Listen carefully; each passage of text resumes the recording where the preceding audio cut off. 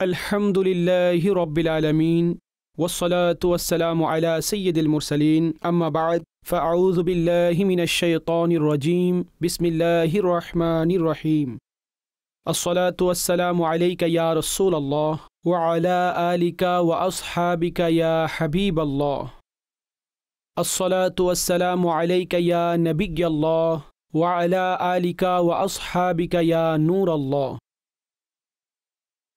প্রিয় প্রিয় ইসলামী ভাইয়েরা এবং মাদানী চ্যানেলের দর্শকবৃন্দ, অনুষ্ঠান শানে নজুল নিয়ে আরও একটিবার আপনাদের সম্মুখে আমি হাজির হয়েছি।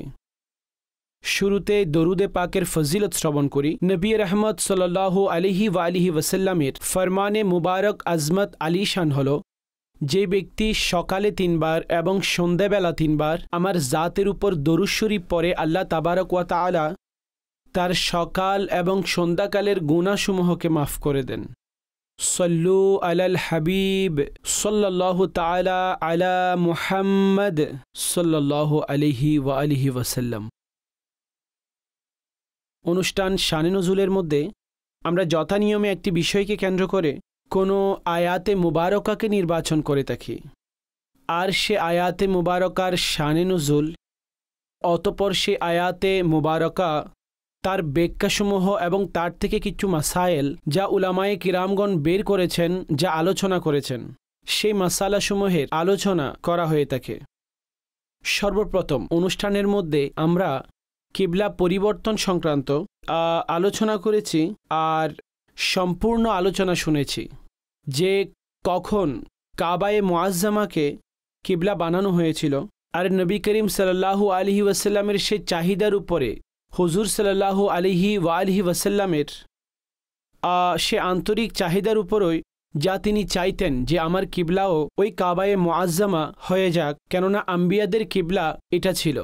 হজরতে আদম আলাইহিস সালাম থেকে শুরু করে হজরতে মূসা আলাইহিস সালাম পর্যন্ত আম্বিয়ায়ে কেরাম আলাইহিমুসসালাম, ওনাদের কিবলা সে কাবায়ে মুআজ্জামা ছিল। হুজুর সাল্লাল্লাহু আলাইহি ওয়াসাল্লামের অন্তরেও এই ইচ্ছের উদয় হলো যে আমারও কিবলা সে কাবায়ে মুআজ্জামাকে বানিয়ে দেওয়া হোক। আল্লাহ তাআলা ওনার এই ইচ্ছেকে পূরণ করে দিলেন, আর কুরআনে মাজিদ ফুরকানে হামিদের মধ্যে আল্লাহ তাবারক ওয়া তাআলা যথাযথভাবে তাহভিলে কিবলার হুকুম ইরশাদ করে দিলেন। আজও সেই ধারাবাহিকতায় হজ্জে বাইতুল্লাহর আলোচনা নিয়ে আপনাদের খিদমতে হাজির হয়েছি। আর হজ আল্লাহ তাবারক ওয়া তাআলার মুসলমানদের উপর যে ফরজ রয়েছে, আর সমস্ত জীবনে একবার করতে হয় এমন অনেক ফরজ রয়েছে। নামাজ আমরা পড়ি, দিনে 5 বার নামাজ পড়া হয়ে থাকে। জাকাত রয়েছে, তো জাকাত বছরে একবার দেওয়া হয়ে থাকে, আর কিন্তু প্রত্যেক বছর জাকাত দেওয়া হয়ে থাকে। যারা সম্পদশালী ব্যক্তি তাদের জন্য জাকাত প্রতি বছরই রয়েছে। রমজানের রোজা আসলে তো প্রতি বছর, তো সেই রমজানের রোজা তাদেরকে রাখতে হয়। কিন্তু হজের যে ফরজ, তা হলো ওই ফরজ যা সমস্ত জীবনে একবার ফরজ মানুষের উপরে, আর তাও আপন শর্ত সহকারে, প্রত্যেক মানুষের উপর নয়। মানিস্তাতা ইলাইহি সাবিলা, যার সেখানে পৌঁছার অবলম্বন সামর্থ্য রয়েছে আর ইস্তিতাআত রয়েছে ইনশাআল্লাহ। এই বিষয়টি নিয়ে এটার উপর কিছু কথা আলোচনা করব। আসুন সামনের দিকে অগ্রসর হই, যে বিষয়ে আজকে আমরা এর শানে নজুল শুনব। বিসমিল্লাহির রহমানির রহিম। আল্লাহ তাবারক ওয়া তাআলা কুরআনে মাজিদ ফুরকানে হামিদের মধ্যে 2য় পারার সূরা বাকারার মধ্যে 2য় পারায় ইরশাদ করেছেন, বিসমিল্লাহির রহমানির রহিম। ইয়াসআলুনাকা আনিল আহিল্লা কুল হিয়া মাওয়াকিতু লিন-নাস ওয়াল হজ ওয়া লাইসাল বিররু বিআন তা'তুল বুয়ুতা মিন যুহুরিহা ওয়ালাকিন্নাল বিররা মানিত্তাকা ওয়াতুল বুয়ুতা মিন আবওয়াবিহা ওয়াত্তাকুল্লাহা লাআল্লাকুম তুফলিহুন। তরজমা: তোমাদেরকে যদি নতুন চাঁদের ব্যাপারে প্রশ্ন করে, আপনি বলে দিন, এটা মানুষের এবং হজের জন্য সময়সমূহের জন্য এইটাই আলামত, আর এটা কোনো নেকি নয় যে তোমরা ঘরের মধ্যে পেছনের দরজা ভেঙে প্রবেশ করবে। হ্যাঁ, আসল নেকি তো পরহেজগারি হয়ে থাকে, আর ঘরের মধ্যে তার দরজাসমূহ দিয়ে প্রবেশ করো আর আল্লাহকে ভয় করতে থাকো। এই আকাঙ্ক্ষা নিয়ে যে তোমরা সফলকাম হবে। এই আয়াতে মুবারকা যার মধ্যে নবী করিম সাল্লাল্লাহু আলাইহি ওয়াসাল্লামের কাছে লোকেরা প্রশ্ন করল, আর সে প্রশ্ন কী বিষয় করেছিল? চাঁদের ব্যাপারে করেছিল।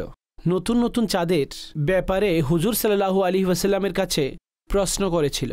এই আয়াতে মুবারকার শানে নজুল, এই আয়াত হজরতে মাজ বিন জবল রাদিয়াল্লাহু তাআলা আনহু এবং আরেকজন সাহাবী রাদিয়াল্লাহু তাআলা আনহুর জবাবে এই আয়াতে মুবারকা নাজিল হয়েছে। এই দুজনেই নবী করিম সাল্লাল্লাহু আলাইহি ওয়াসাল্লামের কাছ থেকে চাঁদের বৃদ্ধি পাওয়া এবং হ্রাস পাওয়ার ব্যাপারে প্রশ্ন করেছিল।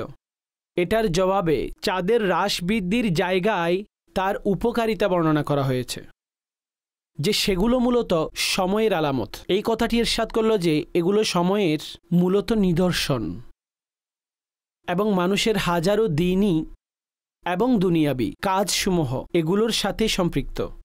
ব্যবসা বাণিজ্য হোক, লেনদেনের বিষয়াদি হোক, রোজা রয়েছে, ঈদের বিষয়াদি রয়েছে। যদি মহিলাদের ইদ্যতসমূহের বিষয় হলে স্বামীর ইন্তিকাল হয়ে গেল, দুধ খাওয়ানোর সময়সমূহ, অনুরূপভাবে আরও অনেক বিষয়াদি। তো এই সমস্ত বিষয়াদি সম্পর্কে এটা ইরশাদ করা হয়েছে যে এটা সময়সমূহের একটা নিদর্শন মাত্র। অনুরূপভাবে হজের সময়সমূহ এটার মাধ্যমে জানা যায়।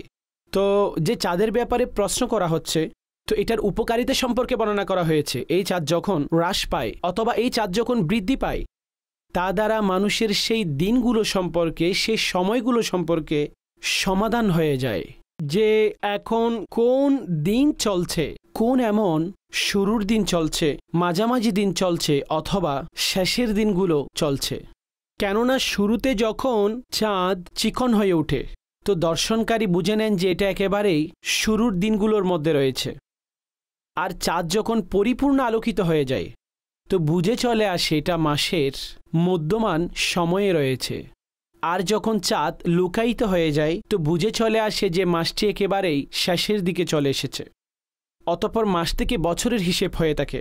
তো মূলত এভাবে বলা যায় এটা মূলত একটি কুদরতি এমন একটি যন্ত্র যেটা আমাদের আসমানের এই বিষয়সমূহের প্রতি দৃষ্টি আকর্ষণ করায়।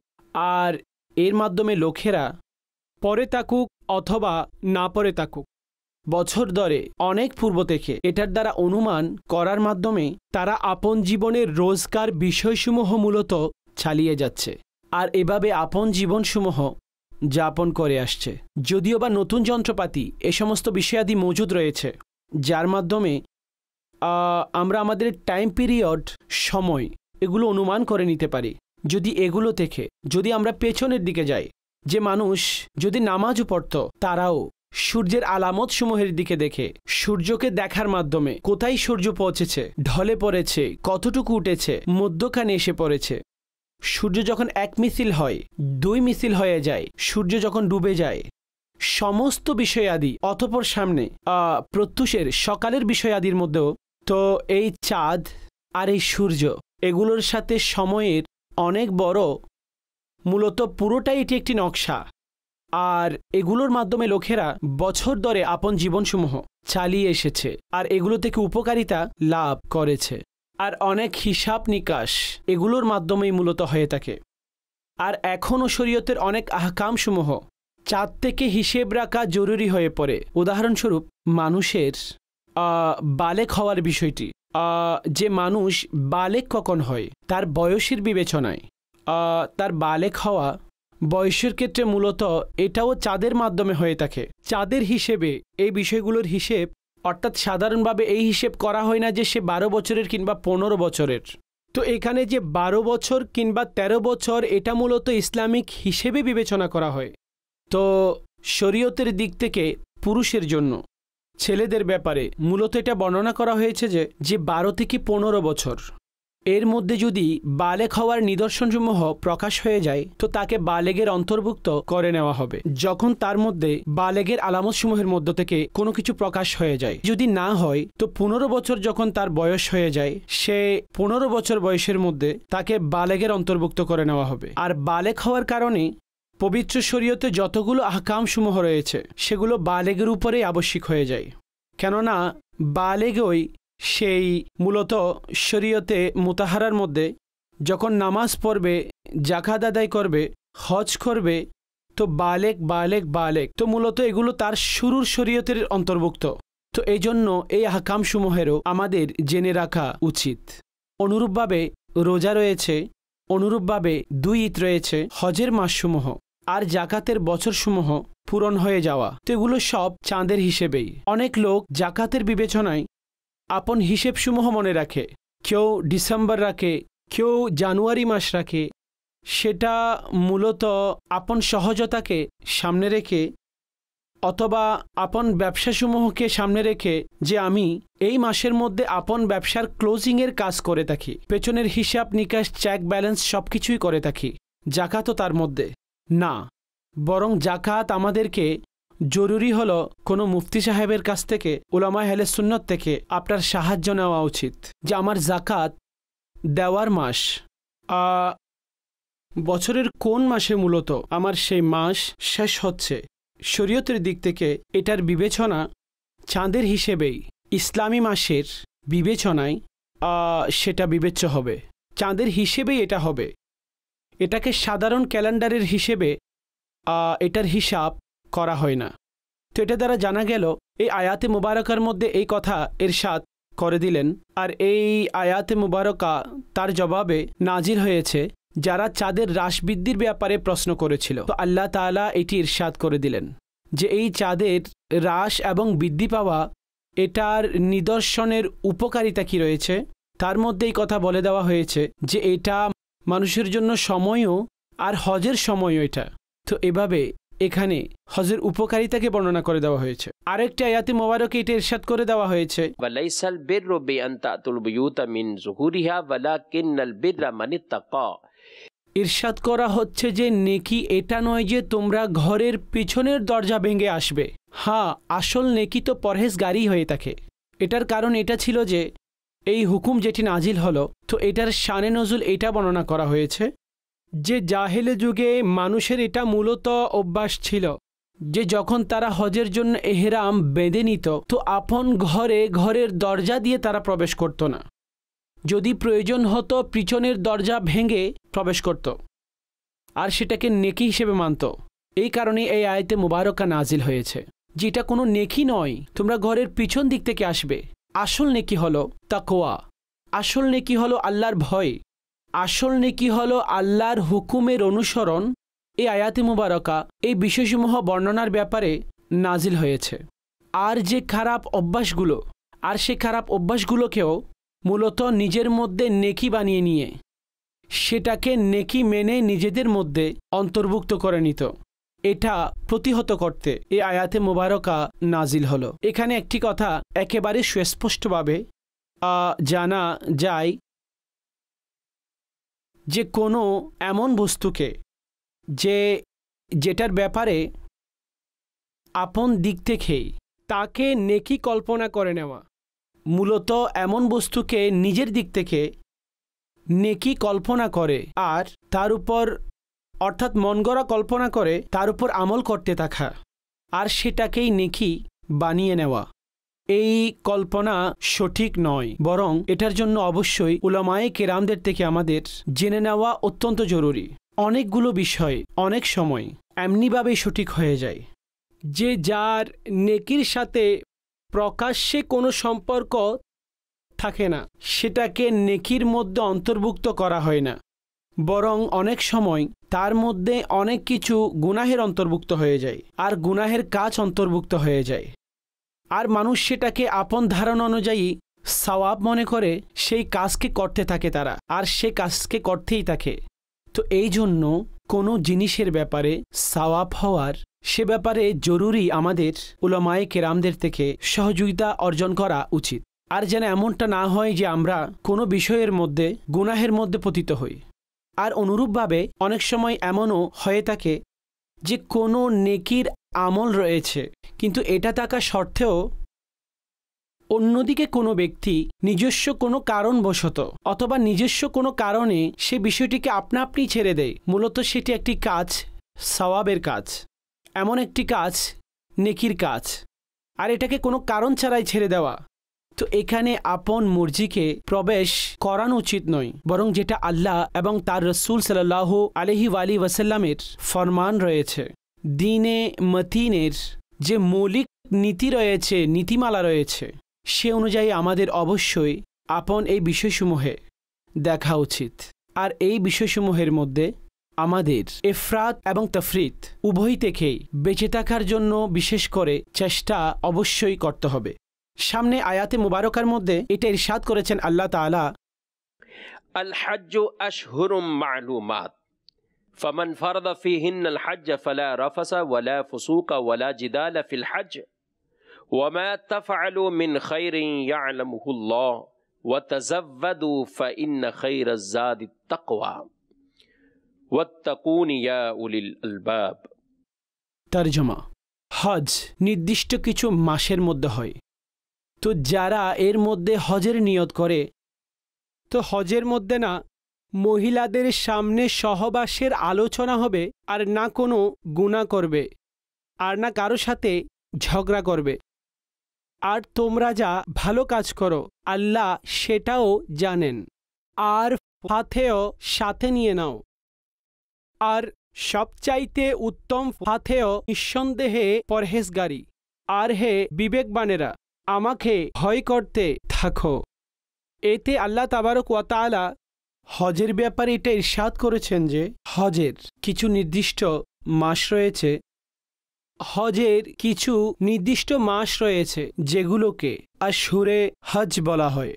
আশহুরে হজ শাওয়াল, জিলকদ এবং জিলহজের দিনসমূহ।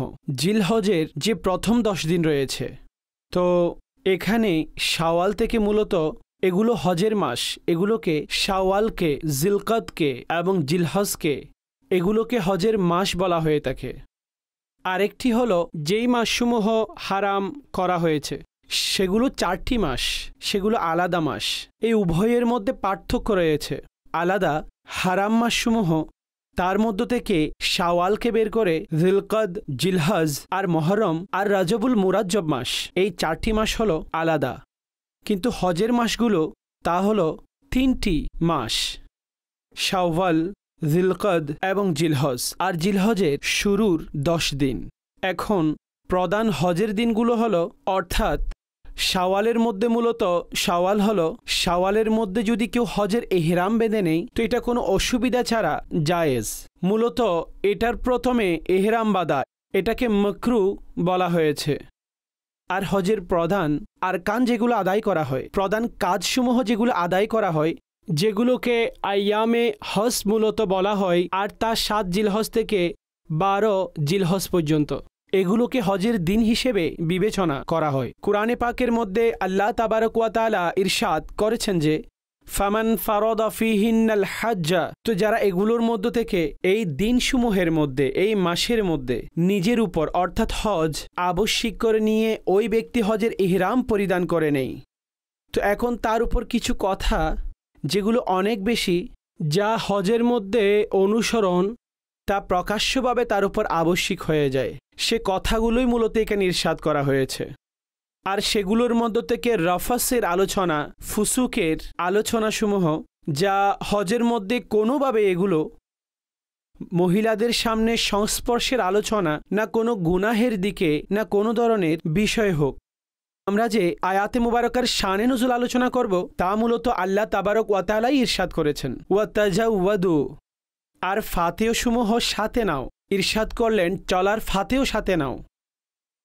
কিছু মানুষ হজের জন্য, ইয়েমেনের মানুষ হজের জন্য কোনো কিছু ছাড়াই রওনা হয়ে যায়। পরিশেষে কি হয়, যখন রওনা হয়ে যায় আর নিজেই নিজেকে বলতে থাকে যে আমরা অনেক বড় মুতাওয়াক্কিল, অর্থাৎ তাওয়াক্কুলকারী, আমাদের এই সমস্ত জিনিসপত্রের কোনো প্রয়োজন নেই, এই সমস্ত বস্তুর কোনো প্রয়োজন নেই। আর তারা তাওয়াক্কুলকারী হিসেবেই চলে যায়। যখন মক্কায়ে মুকাররমা পৌঁছে যায় তখন মানুষের কাছ থেকে চাওয়া শুরু করে দেয়, আর মানুষের কাছে হাত ফেলে। অতঃপর কিছু জায়গায় হেয়ানত করে, কিছু জায়গায় কোনো জিনিসকে তারা মূলত যেভাবে হাসিল করতে পারে, চুরি করার মাধ্যমে যে কোনোভাবেই তারা সে সমস্ত জিনিসগুলো নিয়ে নেয়। তো আল্লাহ তাবারক ওয়া তাআলা এই বিষয়টিকেই বর্ণনা করে দিলেন, ওয়া তাজাওয়াদু, আর ফাতেও সাথে নাও। অর্থাৎ হুকুম হলো সফরের যে জিনিসপত্র রয়েছে সেগুলোকে সাথে নাও, অন্যের উপর বোঝা হয়েও না, কিছু চেয়েও না, কেননা এই সমস্ত জিনিস অন্বেষণ করা, কারো কাছে কিছু চাওয়া, এটা তো নিজেই তাওয়াক্কুল বিরোধী এই সমস্ত বিষয়। তো তাওয়াক্কুল মূলত এমন হতে পারে না যে মূলত ফাতেও সাথে নেওয়া এটা তাওয়াক্কুল বিরোধী, কখনোই নয়। অতঃপর ইরশাদ করলেন যে সবচাইতে উত্তম ফাতেও সেটাই হলো তাকওয়া। অর্থাৎ আপন ফাতেও তো সাথে নাও, কিন্তু সাথে সাথে ফাতেও এটাও সাথে থাকা দরকার যে যখন মানুষ হজের ফরজ আদায়ের জন্য বের হচ্ছে, তো এই ফরজ আদায়ের রাস্তায় যাওয়ার সময় তার কাছে ফাতেও সমূহের মধ্যে তাকওয়া যেন থাকে, পরহেজগারিতা থাকে, নেকি যেন থাকে। আর এই তাকওয়া এবং পরহেজগারিতার সাথে তিনি আল্লাহর সামনে এমনভাবে হাজির হয়ে যায়, আর এমন লজ্জার সাথে সে হাজির হয়ে যায়, এমন নতশিরে সে আল্লাহর সামনে হাজির হয়ে যায় যে আল্লাহ তাবারক ওয়া তাআলার সামনে সে আপন গুনাহসমূহের ক্ষমা এবং ইস্তিগফার করা অবস্থায় এই সফরের মধ্যে গুনাহ থেকে বিশেষভাবে বেঁচে থেকে শরীয়তের অনুসরণ, যা পবিত্র শরীয়তের মধ্যে আবশ্যিক, সেগুলোর উপর বিশেষভাবে নজরদারি রেখে আর তার নিজের উপর আবশ্যিক করে নিয়ে এই হজের আরকানসমূহ আদায় করে। তো এটা সবচাইতে উত্তম ফাতেও, যেটাকে বলা হয়েছে যে তাকওয়া সবচাইতে উত্তম ফাতেও। আর তাকওয়া মূলত হলো আল্লাহকে ভয় করে, আল্লাহর ভয় ধারণ করে, আর আল্লাহ এবং ওনার রাসূল সাল্লাল্লাহু আলাইহি ওয়াসাল্লামের অনুসরণ এবং অনুকরণের মাধ্যমে এই চেতনা সাথে রেখে আর তার উপর আমল করে যদি সে হজের এই বিষয়সমূহ আদায় করতে পারে, তো এটাকে উলামায়ে কেরামগণ হজ্জে মবরুরের আলামত হিসেবে বর্ণনা করে দিয়েছেন। এই ব্যক্তির হজকে হজ্জে মবরুর ইরশাদ করে দিয়েছেন। দেখুন, অনেক বিষয় এমন বর্ণনা করা হয়েছে হজ্জে মবরুরের, এটা মূলত একটি আলাদা বিষয়, এটার বিস্তারিত রয়েছে। একটি হাদিসে রেওয়ায়েতের মধ্যে এটি বর্ণনা করা হয়েছে যে সম্পদশালী লোক আনন্দ এবং বিনোদনের জন্য হজ করবে। সম্পদশালী লোকের জন্য বলা হয়েছে যে তারা আনন্দ এবং বিনোদনের জন্য হজ করবে, আর মধ্যবিত্ত লোক যারা হবেন তারা ব্যবসা সংক্রান্ত বিষয়ে হজ করবেন, ব্যবসার জন্যই তারা হজ করবেন। এবং এখানে আরও ইরশাদ করা হয়েছে যে গরিবরা, কুররা, কারি, কিরাত পাঠকারী, কুরআন পাঠকারী, তারা শোনানোর জন্য হজ করবে, আর ফুকারা চাওয়ার জন্য হজ করবে। অর্থাৎ এমনও মানুষ হবে, আমরা কারো উপর এই ধারণা করব না, আমরা কারো উপর এই খারাপ ধারণা করব না যে ইনি বিনোদনের জন্য হজ করেছেন, অথবা তিনি ব্যবসায়িক কাজের জন্য হজ করেছেন, ইনি মূলত এই বিষয়ে পাণ্ডিত্য দেখানোর জন্য হজ করেছেন, অথবা ভিক্ষা করার জন্য ইনি মূলত হজ করেছেন। আমরা কারো অন্তরে আমরা মূলত কোনো কথা সে ব্যাপারে বলতে পারি না, কারো অন্তরের কথা মূলত আমরা জানতে পারি না, কিন্তু আমি আপনি আমরা সকলে নিজের ব্যাপারে অবশ্যই জানি। নবী আকরাম সাল্লাল্লাহু আলাইহি ওয়াসাল্লাম ইস্তাফতি কলবের ব্যাপারে যে ইরশাদ করেছেন, নিজের অন্তর থেকে, নিজের মন থেকে তোমরা প্রশ্ন করো। অন্তরে অর্থাৎ যদি মনুষ্যত্ব বেঁচে থাকে, তো এটা একেবারেই অবশ্যই মানুষ অনেক খারাপ বিষয়সমূহের মধ্যে ধিক্কার জানাতে থাকে এবং বলে, অন্তর থেকে আওয়াজ আসে যে এই কাজটি ঠিক হবে না। তো এই জন্য অন্তরসমূহকে পরিশুদ্ধ রাখা, অন্তরকে পরিশুদ্ধ করা, নিয়তকে পরিশুদ্ধ করা, এটা অনেক ভালো আমল। নবী করিম সাল্লাল্লাহু আলাইহি ওয়াসাল্লাম ওনার হাদিসে মুবারকা ইরশাদ করলেন, যখন কোনো হাজি হালাল সম্পদ থেকে সম্পদ সহকারে হজের জন্য বের হয় এবং আপন বাহনের উপরে আপন পা রেখে লাব্বাইক বলতে থাকে, তো আসমান থেকে একজন আহ্বানকারী আহ্বান করে, লাব্বাইক ওয়া সাদাইক, তোমার ফাতেও সমূহ হালাল আর তোমার আরোহণের বস্তুও হালাল, তোমার হজ মবরুর, গুনাহ থেকে পাক। আর যখন কোনো হাজি হারাম সম্পদ নিয়ে হজের জন্য বের হয় আর আপন কদম বাহনের মধ্যে রেখে বলতে থাকে লাব্বাইক আল্লাহুম্মা লাব্বাইক, তো আসমান থেকে একজন আহ্বানকারী আহ্বান করে, সে কি বলে, লা লাব্বাইক ওয়ালা সাদাইক, কোনো লাব্বাইক নেই, কোনো লাব্বাইক নেই, না তোমার জন্য কোনো লাব্বাইক, না তোমার লাব্বাইক কবুল করা হয়েছে, না তোমার জন্য কোনো সুসংবাদ। আর তিনি বলেন, তোমার ফাতেও হারাম, বস্তুসমূহ হারাম, তোমার হজ গুনাহে পরিপূর্ণ, তোমার হজ মাবরুর নয়। তো হজের জন্য এমন অনেক বিষয়ে আমরা প্রস্তুতি গ্রহণ করি, তার সাথে সাথে হজের জন্য রুহানি দিক থেকে, বাতেনি দিক থেকে যেই বিষয়সমূহ প্রয়োজন, এগুলোর জন্য অনেক বেশি আমাদেরকে প্রস্তুতি নিতে হবে। বাতেনি দিক থেকে গুনাহসমূহ থেকে আমাদেরকে বাঁচতে হবে। প্রকাশ্য ফাথেও সমূহ এমন সব বিষয়সমূহ হালালের সম্পদ হবে, হালালের ফাথেও হবে, হালাল বিষয় হবে। আর গুনাহ থেকে বেঁচে থেকে আপন হজসমূহ আদায় করা। মাদানী চ্যানেলের দর্শকবৃন্দ, একজন মুসলমানের উপরে এই বিষয়টি অবশ্যই শিখা জরুরি হয়ে যায় যে কম বেশি তার এটা জানা তো দরকার যে আমার উপর হজ ফরজ নাকি ফরজ নয়, এটা তো জানা তার জন্য দরকার। অর্থাৎ একটি হলো হজের ফরজসমূহ আদায় করা, আরেকটি হলো এটা সম্পর্কে জানা হজের ফরজ। অর্থাৎ যখন সে দেখছে আমার কাছে কিছু এমন মাল রয়েছে, এমন মাল রয়েছে, কিন্তু সে তার ধারণা অনুযায়ী বলছে যে না, এই মাল তো আমি এই প্রয়োজনের জন্য, এই মাল তো আমি এই প্রয়োজনের জন্য। একজন ব্যক্তি যার কাছে নেই, কিছুই নেই, তো তিনি তো এক পাশে বসে আছেন। আরেকজন আছে তার কিছু রয়েছে, সে দৈনন্দিন জীবনযাপন করছে। কিন্তু একজন এমন রয়েছে যে যার কাছে সে ঘরে থাকছে, কিন্তু তার আরও কোনো ঘর রয়েছে, দোকান রয়েছে, ব্যবসা রয়েছে, তার কাছে সম্পদ আছে, কিন্তু তারপরেও সে হজের বিবেচনায় তিনি মূলত হজের ফরজ আদায় করেনি। তো কম বেশি এই জ্ঞান অর্জন করা এটা জরুরি, তার জন্য জেনে রাখা তো দরকার যে আমার উপর হজ ফরজ নাকি আমার উপর হজ ফরজ নয়। অনুরূপভাবে ইসলামী বোনদেরও বিষয় রয়েছে।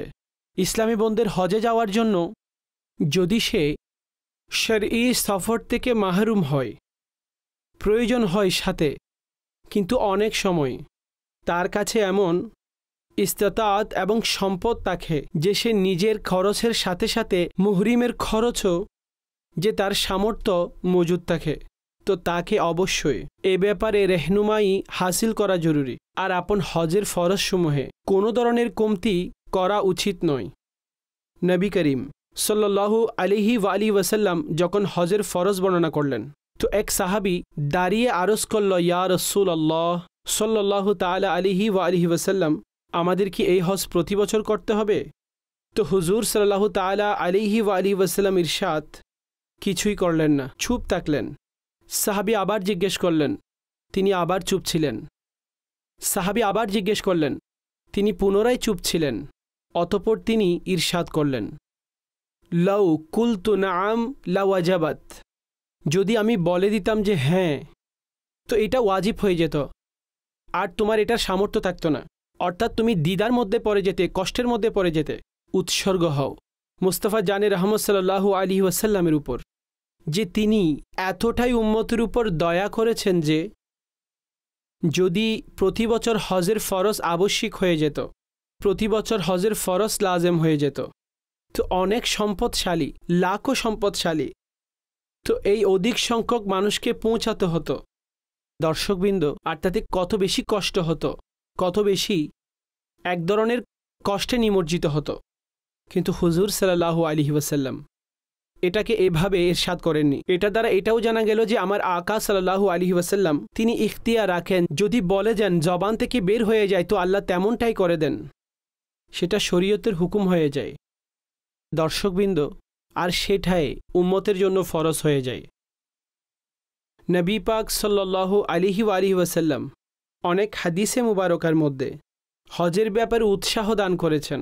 হজ পালনকারীদের উপরে কতটা অসন্তুষ্টির স্বাদ করেছেন তা হাদিসে পাকের মধ্যে বর্ণনা করা হয়েছে, যে যার কাছে সামর্থ্য রয়েছে, ফাতেও রয়েছে, কোনো জালিম বাদশার বাধা নেই, রোগের কারণে বাধা নেই, তারপরেও হজের জন্য যায় না।